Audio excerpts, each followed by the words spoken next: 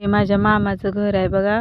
इथं आले की लहानपणाचीच आठवण होते, कारण लहानपणी आम्ही सारखं इकडं राहायला असायचो. पण आता काही यायला जमतच नाही. मामी आजारी होती तरी पण यायला जमलं नाही. मग आज आले तर तिनं सगळा स्वयंपाक बनवलाय बघा.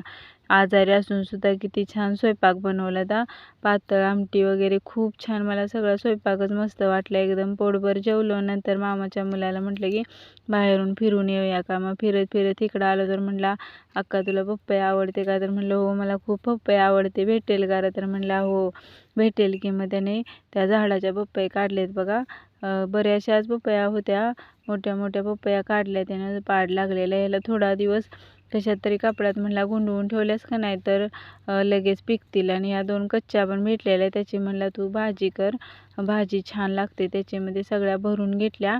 आणि मला काय आवडत असलं तर मी म्हणतेच तिथं की मला पाहिजेच म्हणून, कारण ते माझं हक्काचंच घर आहे बघा. कारण ती माझी सख्खी भावंडं नसली तरी मला तशी माझी सख्ख्या भावंडांच्या सारखीच वाटतात. असं म्हणजे त्यांच्याजवळ एवढं काय मला वाटतच नाही कसं म्हणून.